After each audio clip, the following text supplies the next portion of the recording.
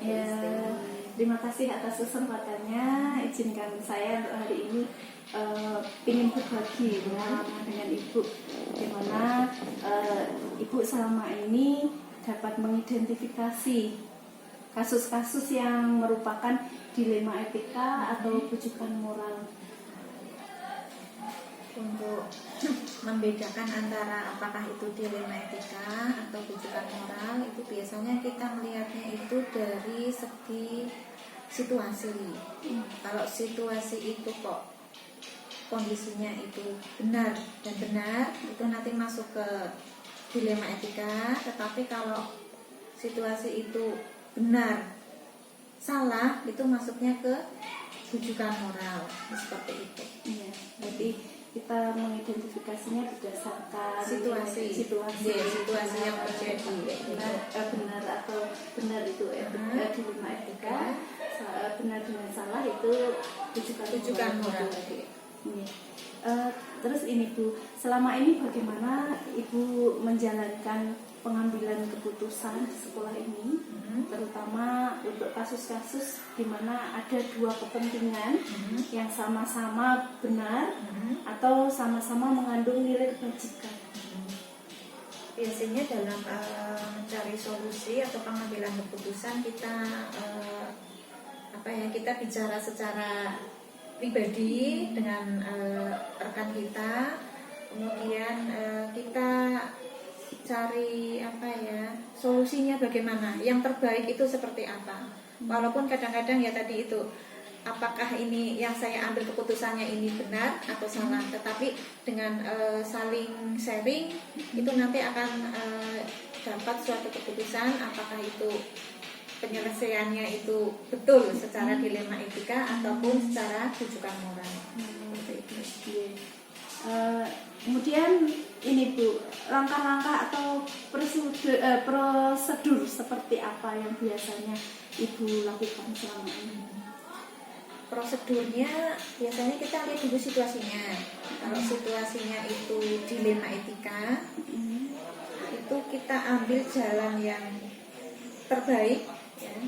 Salah satunya itu dengan musyawarah dulu, musyawarah dengan suatu tim, karena secara pribadi kita tidak bisa menentukan secara langsung, karena ini ada suatu instansi, kita di tim dulu. Kemudian setelah itu baru diambil suatu keputusan bersama.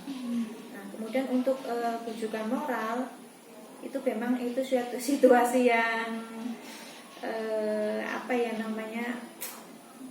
membingungkan ya, karena itu benar, tetapi sebenarnya itu kalau diambil juga salah. Dan itu biasanya saya lakukan dengan komunikasi dulu secara pribadi, kemudian dilakukan suatu coaching dulu dengan orang tersebut, apakah keputusan yang saya ambil itu benar atau salah. Dari coaching itu sendiri kan nanti kita tahu apakah orang tersebut itu yang dilakukan benar atau salah menurut dia, atau benar atau salah menurut saya. Seperti itu. Jadi melalui coaching ya. Kemudian hal-hal apa saja yang selama ini Ibu anggap efektif dalam pengambilan keputusan pada kasus-kasus dilema etika ini? Efektivitasnya ya itu tadi, kita lihat dulu situasinya dulu, apakah itu dilema etika atau bujukan moral. Kalau memang itu dilema etika, ya seperti yang tadi saya sampaikan, kita itu di tim dulu, di tim kecil dulu. Kemudian kita rembukan, kita musyawarah apakah keputusan yang akan kita ambil itu benar atau salah. Karena saya nggak akan mengambil keputusan ya dari saya pribadi enggak, tetapi dengan tim dulu. Walaupun nanti di tim itu sendiri juga mungkin juga ada yang setuju atau tidak kayak gitu ya. Tetapi kita ambil keputusan yang terbaik yang sesuai dengan aturan yang ada. Jadi kita cari solusinya ya yang terbaik dari hasil musyawarah gitu ya Bu. Kemudian ini lagi Bu, hal-hal apa saja yang selama ini merupakan tantangan dalam pengambilan keputusan pada kasus dilema etika? Tantangannya itu jika terbentur pada suatu aturan. Ya, kalau misalnya ada suatu aturan tidak memperbolehkan, tetapi secara moral, secara manusiawi itu kok kita itu ingin menolong. Nah, disitulah posisi yang paling sulit, karena di situ ada hak anak, kemudian anak juga butuh bimbingan, sedangkan aturan itu tidak bisa dilawan. Itu di situ yang sulit. Yang menjadi tantangan. Iya, jadi tantangan. Iya. Terus kemudian apakah Ibu memiliki sebuah tata cara atau jadwal tertentu gitu dalam sebuah penyelesaian kasus dilema etika? Apakah Ibu langsung menyelesaikan di tempat atau memiliki sebuah jadwal untuk menyelesaikannya? Kemudian bentuk atau prosedur seperti apa yang Ibu jalankan? Kalau jadwal tertentu sebenarnya tidak ya.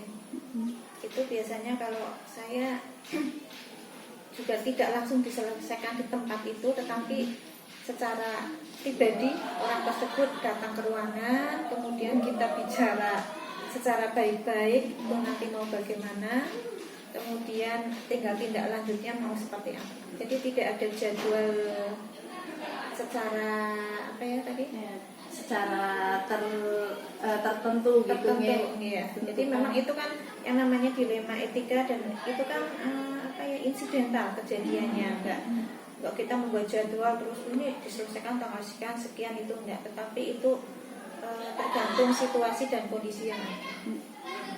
Jadi ya mungkin kadang kita memang harus langsung ya Bu untuk menyelesaikan ya. Tapi tidak langsung di tempat ya. Tentunya kita melihat kondisinya bagaimana. Kalau misalnya sedang emosi ya saya nggak akan saya langsung tangani pada saat itu juga, tetapi kita nunggu beberapa jam supaya emosinya turun baru kita bicarakan kembali. Itu luar biasa sekali Bu. Kemudian ini Bu, adakah seseorang atau faktor-faktor apa yang selama ini mempermudah atau membantu Ibu dalam pengambilan keputusan dalam kasus-kasus dilema etika? Faktor-faktor yang mempermudah kalau di sini itu adanya suatu tim khusus. Ya.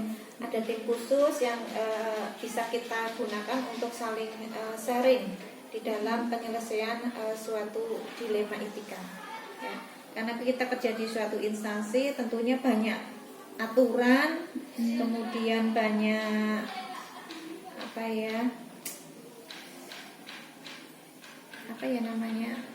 peraturan, kemudian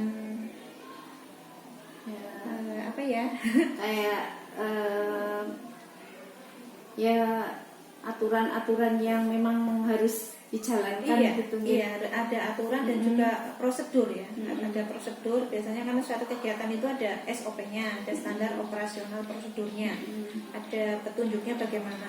Nah, itu yang kadang-kadang membuat kita itu bingung ya di dalam mengambil suatu keputusan. Karena kalau misalnya mengikuti aturan itu tidak boleh, tetapi kalau tidak sesuai aturan itu kok secara moral tidak manusiawi. Itu kadang-kadang kita juga perlu seseorang atau sesuatu yang bisa membantu kita, yaitu melalui tim, diskusi, begitu. Dari semua hal yang tadi telah Ibu sampaikan, mungkin pembelajaran apa yang dapat Ibu petik dari pengalaman Ibu dalam mengambil keputusan dilema etika tersebut? Tata caranya itu memang kita pertama harus tahu situasi. Kita harus bisa membedakan mana itu dilema etika, mana itu rujukan moral. Nah, setelah tahu situasinya, kemudian kita mengambil suatu tindakan. Bagaimana cara penyelesaiannya? Apakah penyelesaian itu kita sendiri yang memutuskan atau dengan suatu tim? Kemudian yang terakhir itu tentunya kan biasanya seperti itu ada konflik ya. Nah, di dalam konflik itu nanti penyelesaian yang terakhir itu dengan sistem coaching.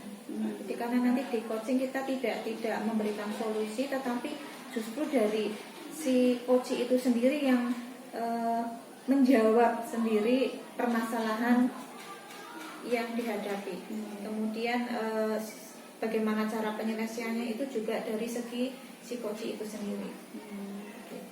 Jadi dengan coaching permasalahan itu dari yang coach sampaikan, kemudian penyelesaian biasanya solusi kan dari coach itu sendiri muncul begitu. Iya. Jadi kita tidak menghakimi, tapi itu tadi saling sharing, kita ambil yang terbaik. Karena sebenarnya setiap ada permasalahan tentu ada suatu solusi, kayak gitu. Nah, solusi itu sebenarnya pun kita sudah punya, tetapi orang lain juga sudah punya. Tinggal kita padukan apakah solusi yang kita ambil itu benar atau salah. Luar biasa pengalaman saya hari ini, Bu, bisa berbincang-bincang dengan Ibu. Terima kasih atas ilmunya, pengalamannya, dan mudah-mudahan nanti saya pun bisa menerapkan di lingkungan sekolah ini. Ya, terima kasih atas waktunya. Mohon maaf ini mengganggu Bu Indah. Ya, terima kasih. Assalamualaikum warahmatullahi wabarakatuh. Waalaikumsalam warahmatullahi wabarakatuh.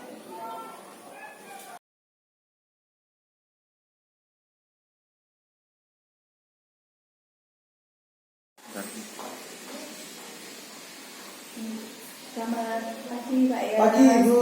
Terima kasih atas waktu yang sudah diberikan untuk saya. Begini Pak, ini saya ingin berbagi pengalaman dengan Pak Yas itu, ingin tahu sejauh mana tentang dilema etika atau tujuan moral. Selama ini bagaimana Bapak dapat mengidentifikasi kasus-kasus yang merupakan dilema etika atau tujuan moral? Terima kasih Bu waktunya, kemudian juga tentang pada prinsipnya kalau saya melihat ini pengambilan keputusan ya. Pengambilan keputusan adalah sebuah inti daripada kepemimpinan. Kemudian lebih khususnya adalah masalah bagaimana kita mengidentifikasi permasalahan. Kalau kayak itu tadi di situ muncul adanya dilema etika sama apa tadi? Tujuan moral. Tujuan moral. Jadi Bu, timbulnya permasalahan tentulah kalau kita lihat adalah adanya faktor kepentingan. Yang kedua bahwa ada nilai-nilai yang berkembang dan itu menjadi rujukan sehingga kita menyatakan itu adalah suatu hal yang benar, ada itu adalah suatu masalah sehingga dinyatakan sebagai sebuah kesalahan. Nah, tapi pada sisi yang lain ternyata bahwa kebenaran itu pun nilainya bisa sama-sama benar, tapi karena mungkin tujuannya yang berbeda atau kepentingannya yang berbeda, maka belum tentu ini bersamaan, sehingga menimbulkan konflik, menimbulkan permasalahan yang harus diselesaikan. Sehubungan dengan mengidentifikasi, tentulah kita lihat permasalahannya apa. Karena kalau kita melihat di lapangan ya, bahwa benar dan salah itu satu hal yang nisbi. Bagaimana kita cara pandang kita. Nah, kembali lagi kalau kita akhirnya harus memberikan penilaian, tentulah itu kita sandingkan dengan nilai-nilai yang ada.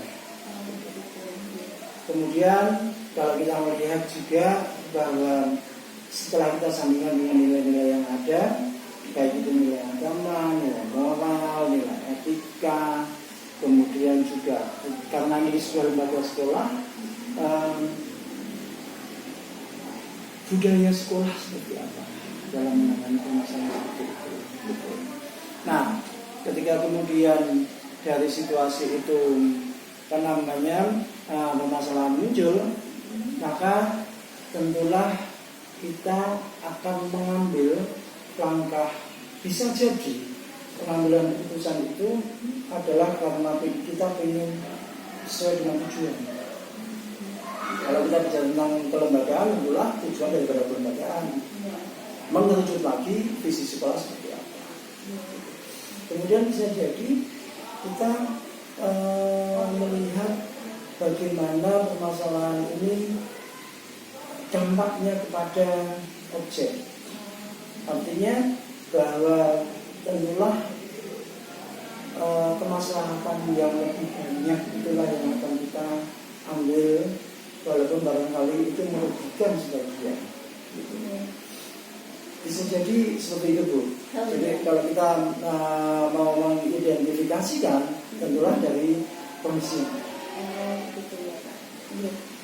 Terus ini Pak, selama ini bagaimana Bapak menjalankan pengambilan keputusan di sekolah ini, terutama untuk kasus-kasus di mana ada dua kepentingan yang sama-sama benar atau sama-sama mengandung nilai kebajikan. Nah, ini yang tadi sudah sempat saya sampaikan ya. Karena benar dengan benar itu bisa jadi angka 6 dan angka 9 itu bagaimana cara pandang. Nah, gitu. Jadi kebenaran sebenarnya adalah masalah cara pandang. Jadi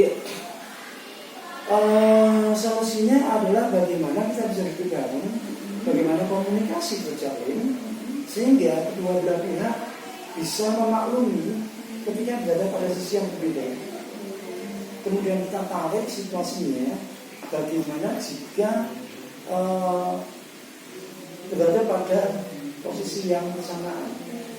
Tentulah ini akan memberikan frame of reference yang tadinya bersifat pribadi menjadi bersifat lebih umum, bersifat lebih tidak pribadi, tetapi sesuai dengan tujuan. Dalam hal ini karena kita di sekolah, tujuan sekolah itu sebenarnya seperti apa. Nah, kemudian teknis. Ini sudah bicara teknis belum? Ini belum Pak. Belum. Ini tadi berkaitan dengan seperti itu, nilai kebajikannya yang bisa diambil gitu kan. Kemudian langkah-langkah atau prosedur seperti apa yang biasa Bapak lakukan selama ini? Iya. Pada prinsipnya gitu, bahwa permasalahan muncul itu pertama karena itu masyarakat. Yang kedua, karena permasalahan itu membutuhkan penanganan. Maka secara prinsip secepat mungkin masalah selesai itu adalah yang kembali. Andaikan tidak menyelesaikan masalah, kalau tidak meminimalisasi masalah, maka tentunya kita bisa mengukur bahwa masalah ini dalam kategori masalah besar atau masalah keseharian yang bisa langsung execute. Jadi kalau masalahnya memang langsung bisa diambil pada saat itu, ya langsung diambil. Artinya tidak perlu membutuhkan waktu yang panjang. Dalam hal misalnya ada dua pihak yang menyatakan sebuah kebenaran, tentunya dua belah pihak kita panggil. Kemudian kita membicarakan permasalahan itu untuk penyelesaian. Gitu. Tapi kalau misalnya permasalahannya itu tidak cukup hanya diselesaikan dengan pihak-pihak yang bermasalah, karena barangkali di belakangnya adalah belakang yang lebih besar, maka penanganannya juga harus lebih komprehensif. Terus ini Pak, kira-kira hal-hal apa saja yang selama ini Bapak anggap efektif dalam pengambilan keputusan itu tadi yang berkaitan dengan kasus di rumah ini? Ya, yang pertama adalah mengedepankan bahwa kita adalah saudara. Mengedepankan bahwa komunitas, apalagi komunitas sekolah, adalah sebuah teladan bagi anak-anak kita.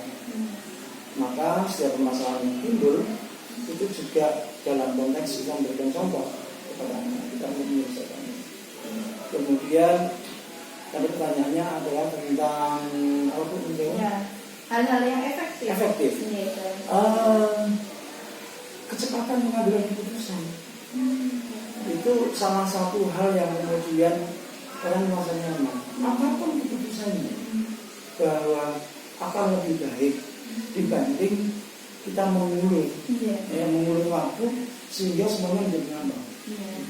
Walaupun mungkin keputusan itu tidak menyelesaikan masalah secara keseluruhan, tapi ketika kemudian kita sudah mengambil keputusan, maka pihak-pihak itu akan berpikiran bahwa saya harus menaati keputusan yang sudah diambil.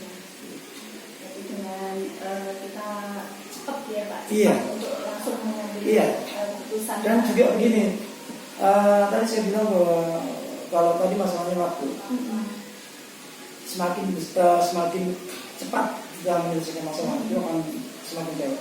Demikian juga tentang ukuran masalah.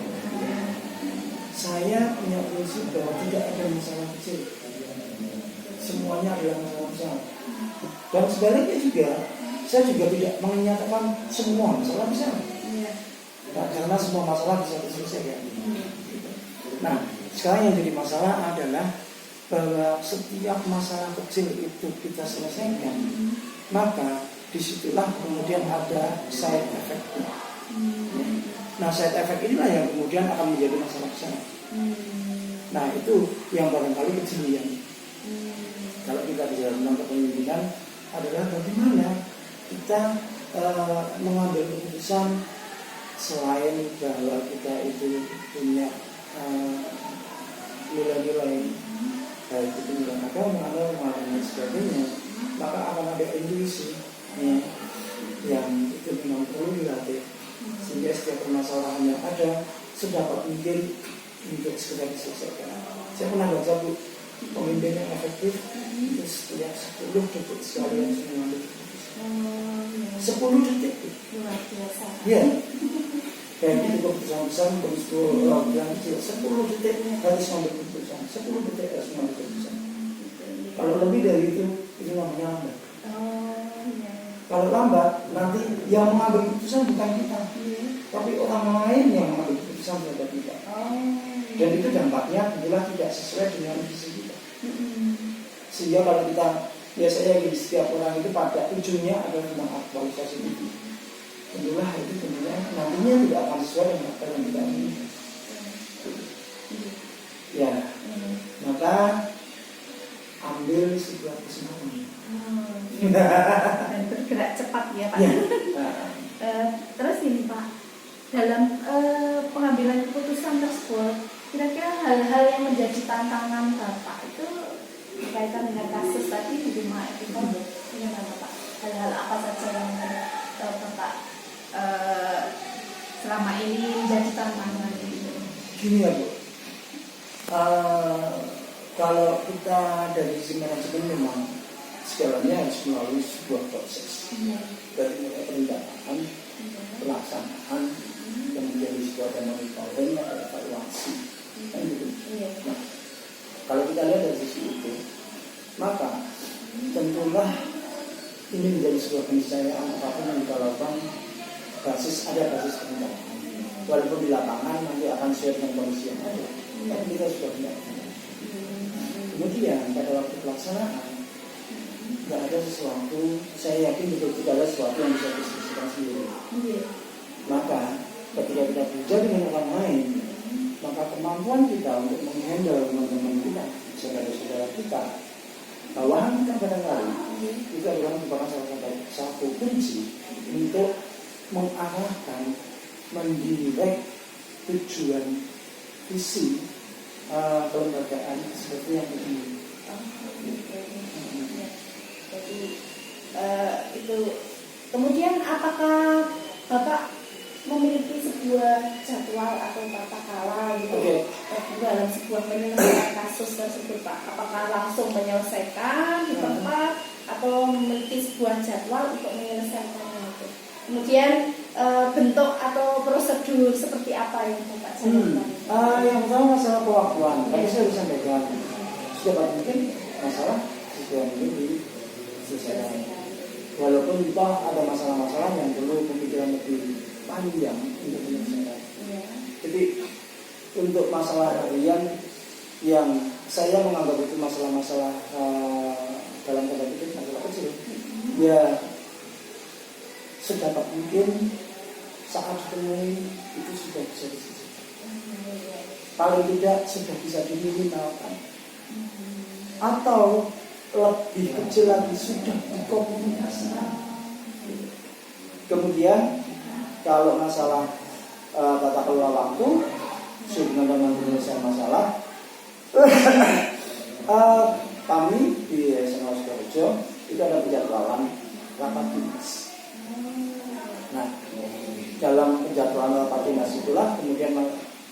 biasanya kami memberikan kesempatan setelah info-info aktual yang ada kekinian pada saat ini, maka kami minta untuk teman-teman menyampaikan masalah. Jadi gitu Bu, saya justru orang yang haus masalah. Walaupun bukan golek-golek perkara nggih. Kalau orang Jawa bilang bahwa organ golek omongan. Tapi kenyataannya bahwa dengan kita terlatih dengan masalah-masalah yang ada, maka kita akan semakin efektif dalam melakukan pengambilan keputusan. Jadi saya senang kalau ada teman menyampaikan masalah. Dan toh pun masalah itu sebenarnya bukan hanya masalah saya. Masalah itu adalah masalah kelembagaan.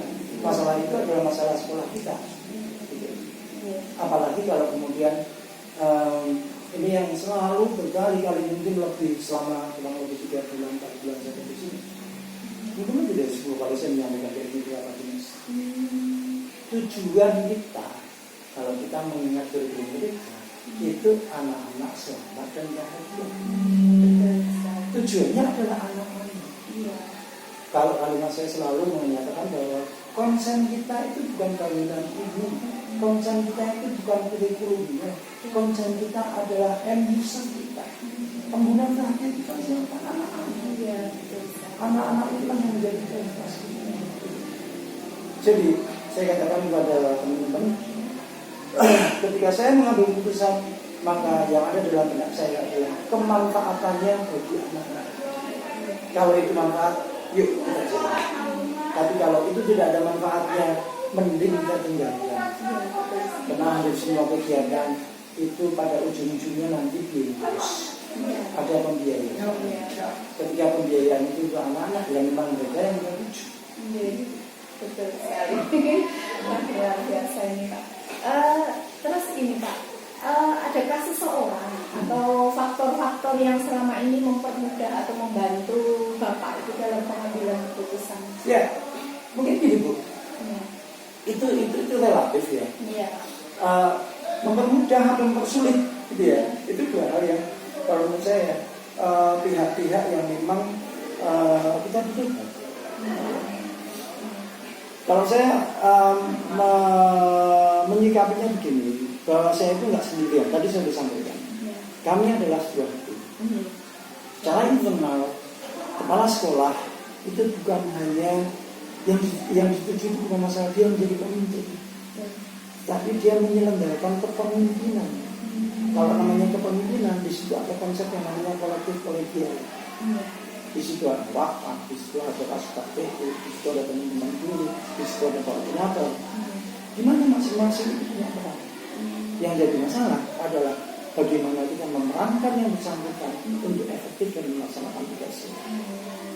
Kemudian jangan lupa juga, karena kita tidak hanya sendirian sebagai sebuah lembaga, ada atasan kita dalam hal ini misalnya sama dinas, di mana regulasi atau aturan itu sangat kuat sekali menjadi pegangan kita dalam melaksanakan tugas.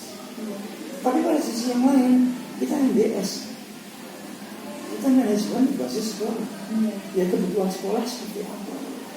Dan itu tadi kalau kita bicara masalah konsep utamanya tadi ya, maksudnya dinas benar, tapi kepentingan sekolah juga benar. Itu masalah besar sebenarnya. Dan ketika itu tidak bersamaan, bahkan bertentangan, maka kita mesti bijak untuk mengambil langkah.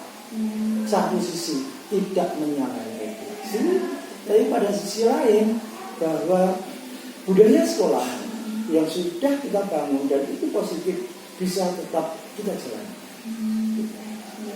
Jadi belum lagi kita bicara masalah masyarakat. Dalam skop kelembagaannya ada yang namanya komite. Posisi saat ini ketika SPI tidak lagi ada taruhan, komite juga nggak boleh. Maka peran komite sebenarnya masih sangat besar. Karena komite itu fungsi directing, mengarahkan. Jadi kita nggak sembarangan untuk melakukan langkah. sebagai jembatan komunikasi ya, Iya. kita harus olah dengan masyarakat gitu ya. Iya. Kemudian ini Pak, dari semua hal yang telah Bapak sampaikan, kira-kira pembelajaran apa yang dapat kita petik untuk pengalaman Iya. Bapak selama pengambilan keputusan ini di rumah kita? Ya, banyak hal yang perlu kita mesti belajar. Iya. Artinya bahwa keputusan yang merupakan inti dari kepemimpinan Iya. itu memang harus tetap kita latih dengan berbagai komponen. Ini nggak seperti saya ya. Kebetulan saya orang kimia, orang IPA gitu ya. Ketika kita menganalisa sebuah permasalahan, biasanya variabelnya sudah ditentukan di awal dan kita hanya mengendalikan beberapa variabel yang relatif enak kita pantau. Tapi ketika kita sudah bicara tentang sosiologis, ya, ilmu sosial seperti ini, maka variabel itu bukan kita yang menentukan, tapi masalah itu yang menentukan variabel ini. Jadi kemampuan kita untuk tadi pertanyaan awal mengidentifikasi masalah itu bukan hanya orangnya saja, sumber dayanya saja, tapi justru adalah kemampuan kita juga untuk menganalisis kemungkinan variabel yang kita tidak duga sebagai salah satu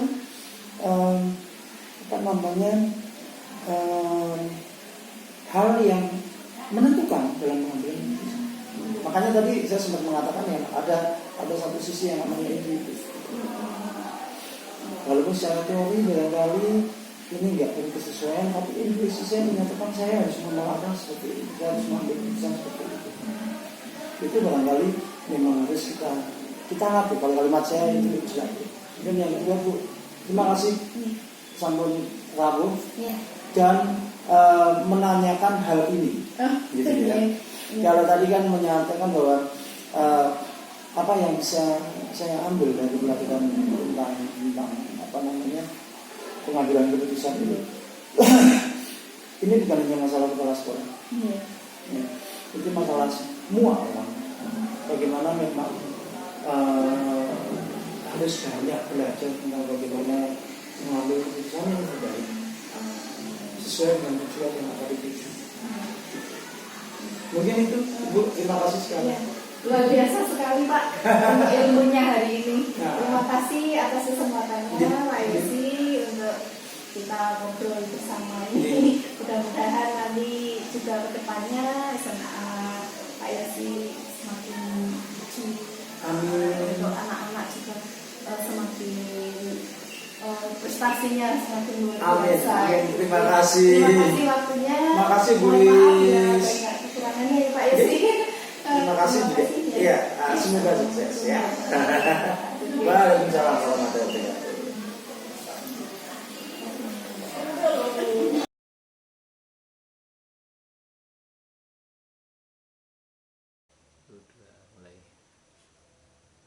Assalamualaikum warahmatullahi wabarakatuh, Bapak. Waalaikumsalam warahmatullahi wabarakatuh. Ya, terima kasih atas kesempatannya.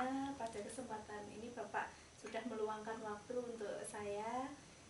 Begini Pak, berkaitan dengan kasus dilema etika yang selama ini kita hadapi, mungkin Bapak menghadapinya di sekolah Bapak.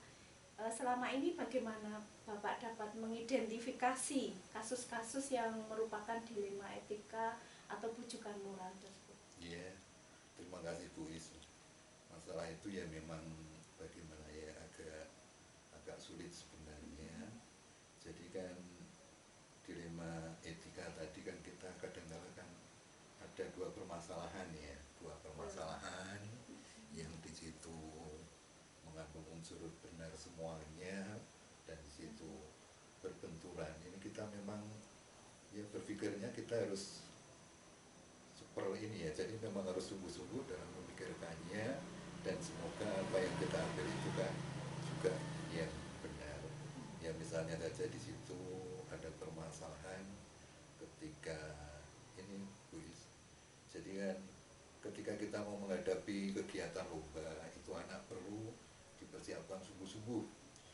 kadang-kala itu guru memang mempersiapkan sungguh dulu, tetapi kadang-kala dia terus di dalam mempersiapkan anak itu meninggalkan jam belajarnya kadang-kala.